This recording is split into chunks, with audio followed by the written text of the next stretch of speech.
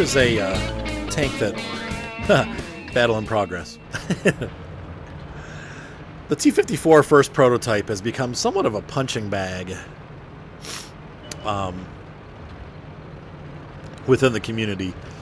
People really are talking down on this tank, and I think mostly it's people that don't own it. In fact, I find that's true of a lot of premium tanks. They either don't own it or haven't played it, and yet they're willing to say, well, it's a crappy tank. They look at the paper stats, and they make all kinds of assumptions about the tank. Now, if this tank was a CDC, and it had the gun that it has on it, or let's say, for instance, an STA-2, and it had this gun, and actually the STA-2 almost does have this gun, I'd be pretty PO'd. Because this tank would really suck if it was that. But the T-54 first prototype is not anything like the CDC or the Panther 88 or even like the STA-2. It's its own animal. It's got amazing frontal armor. The turret has good armor. The body has good armor. The hull. On the front, you can bounce a lot of shots from a lot of tanks, and if you stay held down, watch this Chiri, case in point. He hits my track, but he does 0 damage. He hits me twice.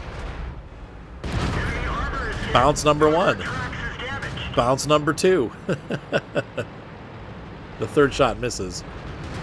And I reload and just pull right in. So, even though the stats are low on paper, the way that the armor's angled and the decent mobility of the tank and its smaller size, you're bouncing another shot right there from the Firefly, it allows you to really dominate the battlefield and put yourself in positions where you can in fact, I trust the frontal armor of this tank. Once again, 4th bounce. And he gets my tracks again, does a very little bit of damage. I think he was using, if I remember right, this guy's using a 105 HE gun, which is why he got even a little bit of damage. But and by the way, this is the video that is now featured fairly prominently in my intro, and it will be for a couple weeks, months, maybe. Yeah, the armor on this tank, actually, like I said, I feel like it's actually more reliable. I said actually twice. Actually. It's more reliable than the armor that's on the front of the Super Pershing. And this tank obviously has way better mobility than the Super Pershing, and about the same pen. So when you put the better mobility with the good armor on the front and about the same gun, well, you got a decent tank, because the Super Pershing, really, all it was lacking was mobility. If the Super Pershing had a hair more mobility, it would be a better tank for sure. Of course, that's, you can say that's true of any tank, but for the Super Pershing in particular, maybe like, 30 or 40% better maneuverability would equate a tank that was actually kind of a tide turner. Now, in all fairness, this is a Tier 8 battle, so I'm only going against Tier 8 tanks. And that's where this tank really shines. The good news is that, so far, see, penetration, right through. Derp gun, first damage to my tank from that dude. And he's going to derp again. I'm backing up. By backing up, the reason why I backed up there was because I wanted to reduce the amount of damage that his HE could do. Here, in fact, I'm going to pause for a second. For those of you that don't know, and I just killed, and I apologize, I have a cold today, so I'm kind of stuffed up, but if you have somebody like that has a small HE gun that can do okay damage, you actually are better off getting away from them rather than pushing right up against them. If they have a low penetration AP gun, like the 76mm, and you're in this tank, you would want to push, but you'd want to get right in their face with that smaller caliber gun. So like the Chiri, I'm just going to put my front end right in his face. He's not going to penetrate, most likely. But when you run into a tank like, the Firefly or any tank that's using a 105 derp gun, well, you want to back off just a hair, because obviously the closer you are, the better penetration they're going to get. So if you can back up a little bit, they're going to do less damage to your tank.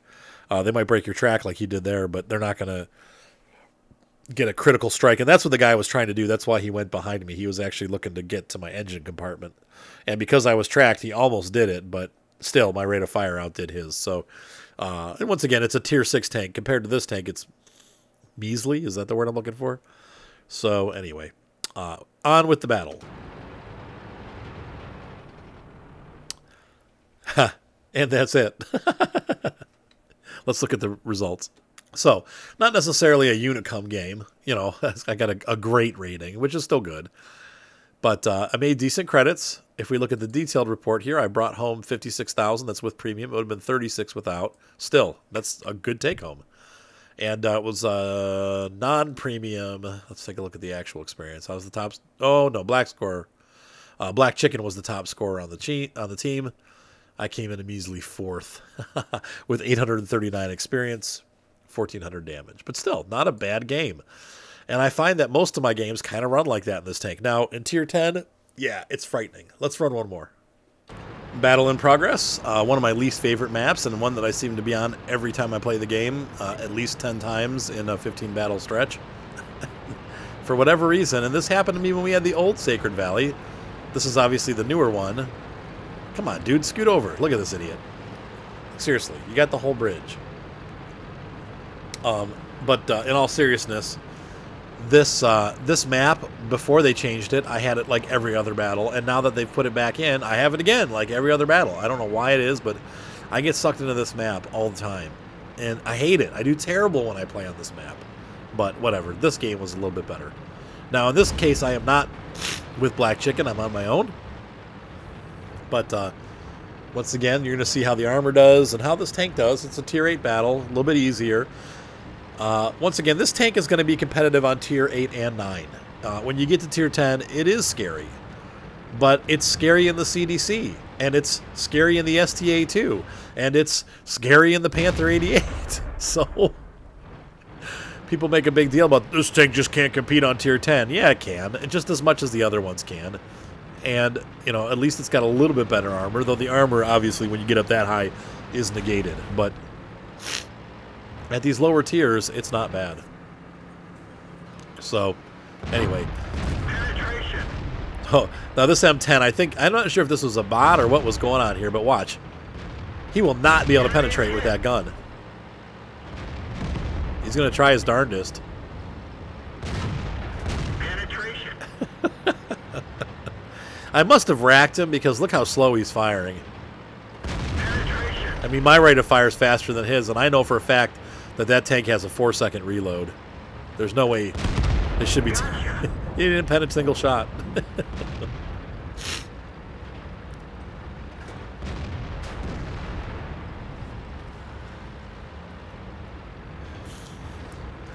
But he wouldn't be able to tear me up. If I was in a Panther M10 and I ran into this tank, I would be peeing my pants. I'll tell you what, man. There's just nothing good that would come from that combination. And then you saw there, I just completely ripped him to shreds. Somehow I whiffed that.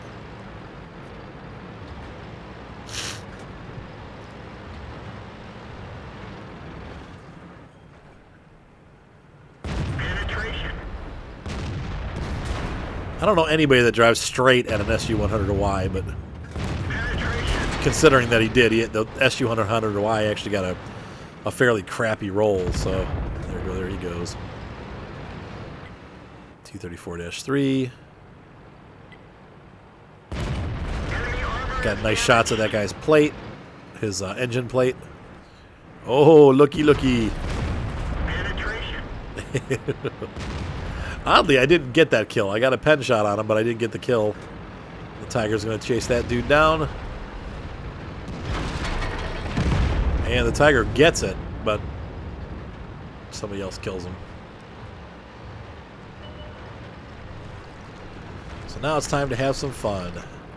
I'm going to let the other guys go after the artillery. I feel like I'm probably better off going after the other tanks. Watch this AMX. Wait. Keep an eye. I'm going to be shooting at the artillery, but keep an eye on this AMX 12T here. And I'm like, I'm going to shoot him. Then I was like, you know what? I'll just let the AMX kill him. He just totally owned that T-34. Good job, AMX. Hats off to you.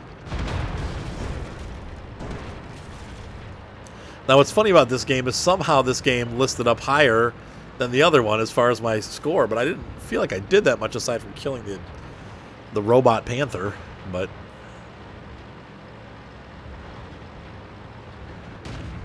I was congratulating the AMX for kicking the crap out of the T-34. Pretty much finished him off.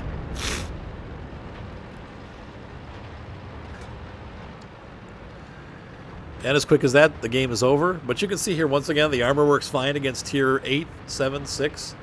And what's so funny is that the T-34, maybe the Luva, those are the only two tanks that you really have to be afraid of in this tank on Tier 8.